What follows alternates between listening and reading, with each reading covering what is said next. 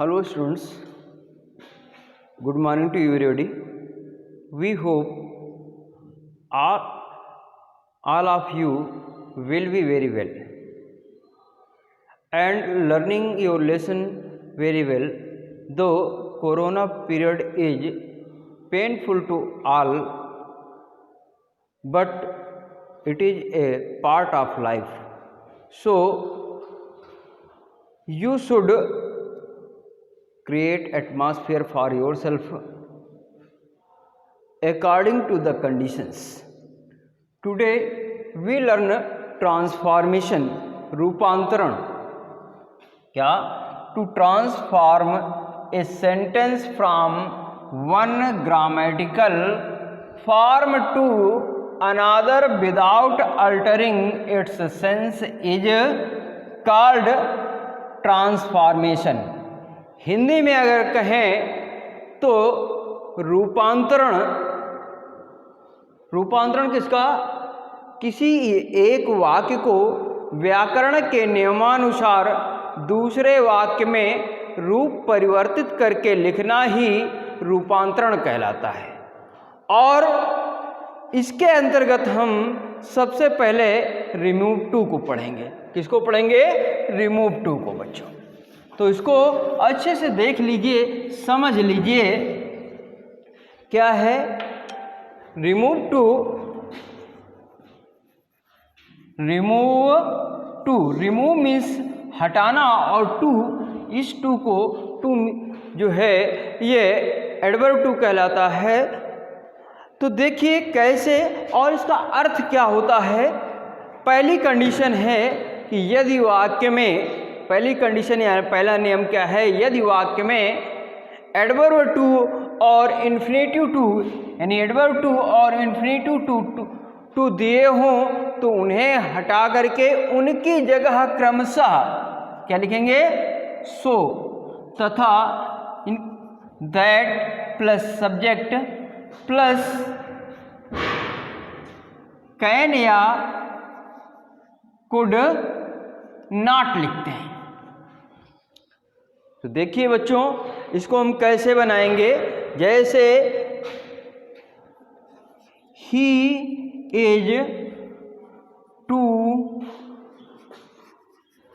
Young to learn. इसका अर्थ भी समझे हिंदी पहले। क्या? ही वह, इज है, टू यंग अत्यधिक छोटा, टू लर्न सीखने के लिए। अर्थात क्या हुआ अर्थ? वह सीखने के लिए अत्यधिक छोटा है। अब इसी को हम जब परिवर्तित करेंगे तो क्या बनेगा? क्या कि he is so young that he can not learn. देखिए बच्चों, इसका अर्थ क्या हुआ? ही वह, इज है, सो माने इतना, यंग छोटा, दैट की, ही वह, कैन सकता है, नॉट नहीं, लर्न सीख। अर्थात वह इतना छोटा है कि वह सीख नहीं सकता है। इसी को दूसरा पास्ट में जाते हैं तो क्या बनेगा? जैसे the lion was too old to jump properly. अर्थात इसका अर्थ देखिए, फर्स्ट सेंटेंस सेकंड सेंटेंस दोनों में इसमें वर्ब इज थी, तो यहाँ पर भी इज हो गए, और इसलिए क्या आया? यहाँ कैन आया। और इसमें वाज है तो क्या आएगा? देखिए गौर करिएगा। इसका अर्थ पहले देखिए, the lion was too old to jump properly. अर्थात शेर उचित रूप से उछलने के लिए अत्यधिक बूढ़ा था। क्या था? बूढ़ा था। अब इसी को जब हम चेंज करके लिखेंगे तो क्या बनेगा? The lion was so old that he could not jump properly। अर्थात पहले तो ये जान लीजिए लायन है, लायन मास्कुलिन जेंडर में है, इसलिए इसके लिए प्रोनाउन क्या यूज किया, ही। अब यहाँ पर ही दिया था इसलिए ही आ गया। यहाँ पर लायन है, दोबारा जब नाउन के स्थान पर दूसरा संज्ञा लिखेंगे तो क्या लिखेंगे, प्रोनाउन लिखते हैं, इसलिए ही हो गया। तो बच्चों क्या बनेगा, the lion was so old that he could not jump properly, जिसका अर्थ होगा क्या, शेर इतना बूढ़ा था कि वह उचित रूप से उछल नहीं सकता था। इसमें कुड नॉट आया, क्या आया, कुड नॉट। तो ये क्यों, पहली क्रिया पास्ट में है तो दूसरी भी पास्ट में ही लिखी जाएगी। तो ये बात समझ में आ रही होगी शायद। दूसरी कंडीशन को देखिए बच्चों। दूसरी कंडीशन में हम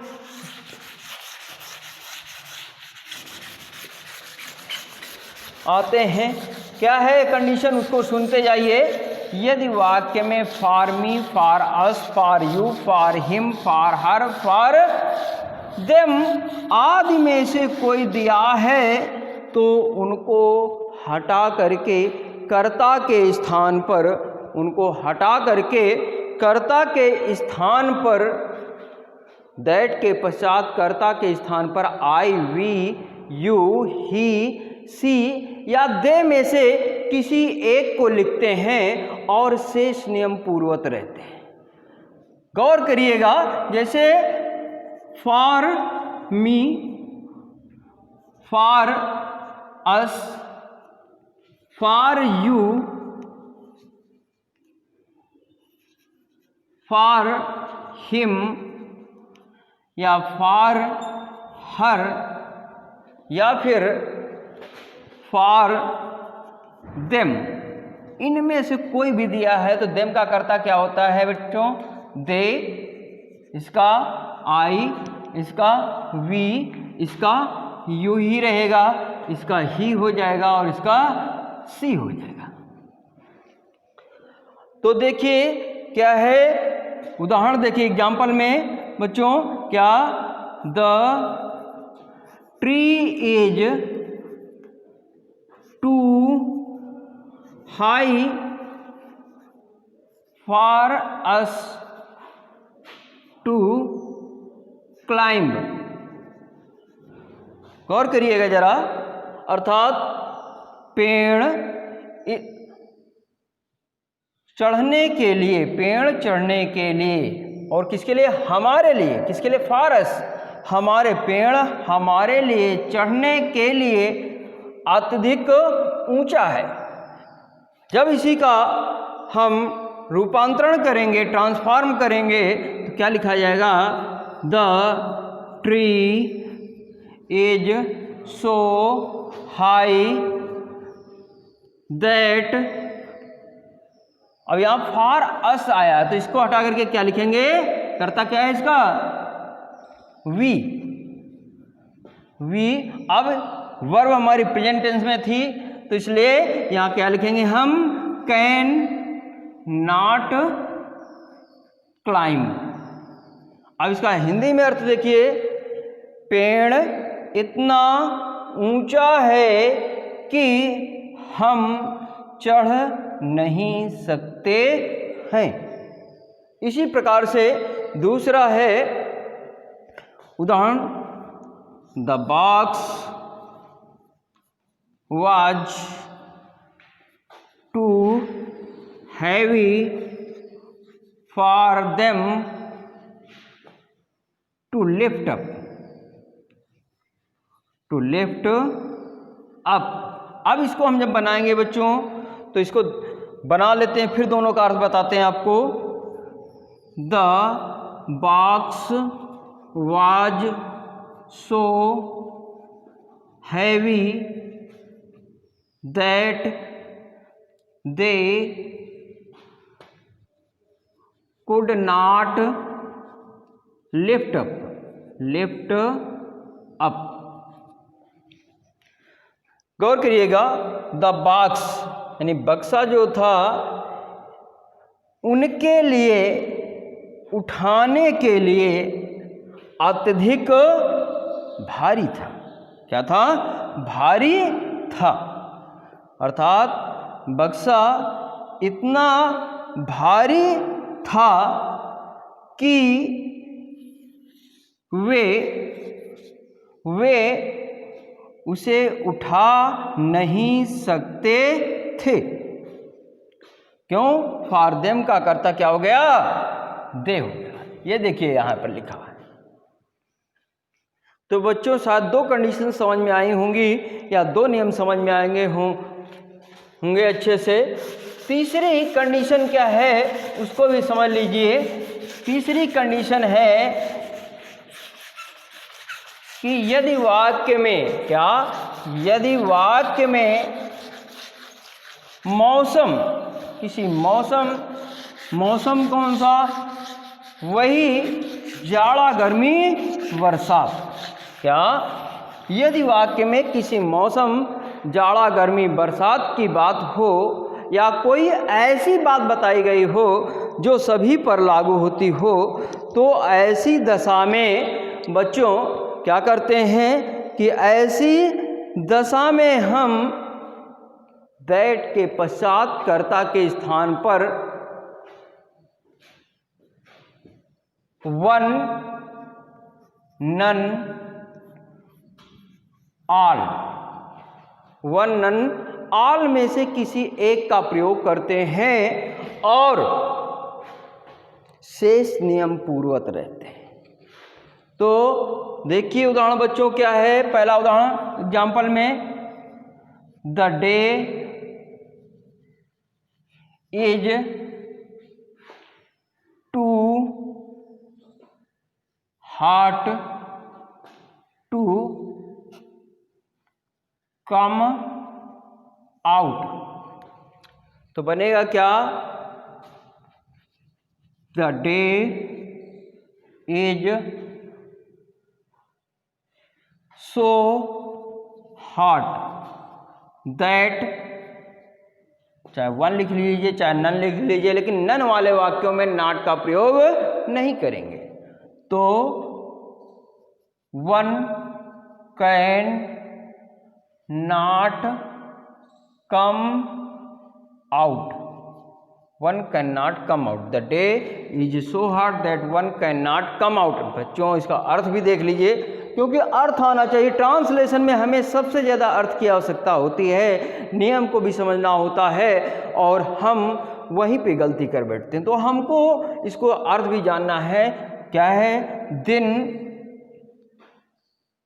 बाहर आने के लिए अत्यधिक गर्म है। अर्थात दिन इतना गर्म है, दिन इतना गर्म है कि कोई भी बाहर नहीं आ सकता है। इसी का दूसरा उदाहरण देख लीजिए बच्चों। The night was too stormy to go out. बने क्या?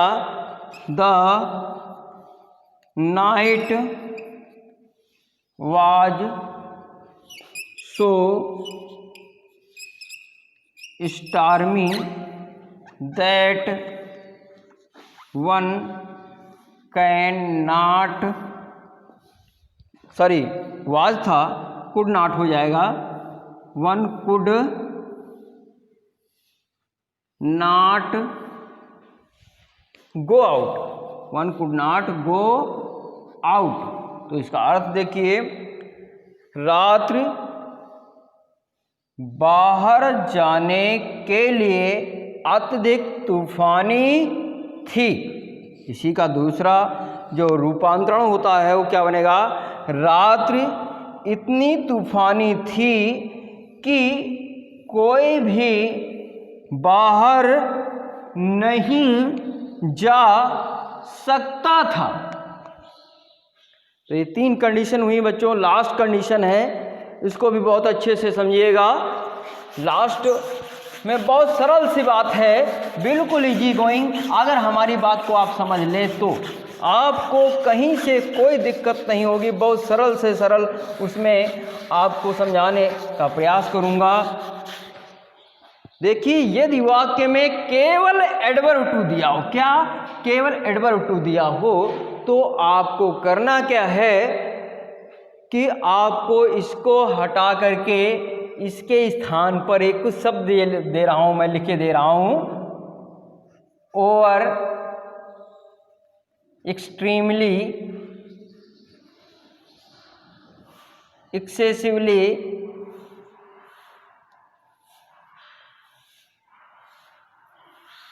Beyond the proper limit, beyond the proper limit. इन 4 शब्दों में से किसी एक को प्रयोग कर लीजिए। ओवर, एक्सट्रीमली, एक्सेसिवली, इन 3 को इसके स्थान पर लिखेंगे, लेकिन बियॉन्ड द प्रॉपर लिमिट इसको क्या करेंगे, इसके स्थान पर नहीं लिखेंगे, वाक्य के अंत में लिखेंगे। जैसे एग्जाम्पल में देखिए, एग्जाम्पल नंबर 1 क्या है बच्चों? The class was too noisy, the class was too noisy, अर्थात कक्षा अत्यधिक शोर युक्त थी।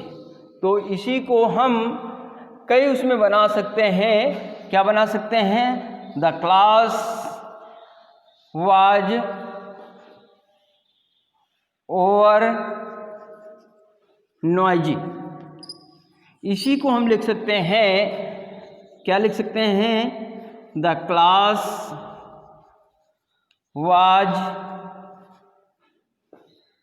extremely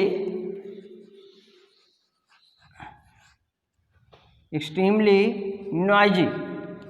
इसी को लिख सकते हैं the class was excessively noisy। इसी को लिख सकते हैं बच्चों the class was noisy beyond the proper limit, proper limit. देखिए, गौर करिएगा, पहले वाक्य का अर्थ क्या है? The class was too noisy, अर्थात कक्षा अत्यधिक शोर युक्त थी। इसी का रूपांतरण हुआ कक्षा और यानी अत्यधिक शोर युक्त थी। The class was extremely noisy, अर्थात कक्षा अत्यधिक शोर युक्त थी। The class was excessively noisy, अर्थात कक्षा अत्यधिक शोर युक्त थी। The class was noisy beyond the proper limit, अर्थात कक्षा सीमाओं से परे, लिमिट सीमाओं से परे शोर युक्त थी। तो इसी तरह से बच्चों बनाना है आपको। एक उदाहरण और बोले दे रहा हूँ, लेकिन उसमें पूरा नहीं लिखता हूँ, केवल एक वाक्य जो कहिए उसको बना देता हूँ। आप देखते जाइए, बनाते जाइएगा, कोई दिक्कत नहीं होगी। बस 1 सेकंड का और है, जरा सा छोटा सा वीडियो है, आप इसको अच्छे से देखिए। और अगर अच्छा लगता है शुरू से अंत तक, तो आपको करना क्या होगा? एक लाइक और एक शेयर तो देना ही चाहिए, साथ में सब्सक्राइब भी करना चाहिए। देखिए, she was too eager for praise. तो बनेगा क्या बच्चों? सी was extremely eager for praise,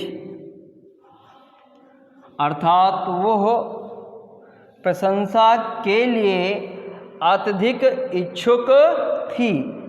और इसका अर्थ क्या है? वह प्रशंसा के लिए अत्यधिक इच्छुक थी। तो भाई इस प्रकार से आप सेंटेंस बना सकते हैं। रिमूव टू आपका कंप्लीट होता है। Okay, thanks.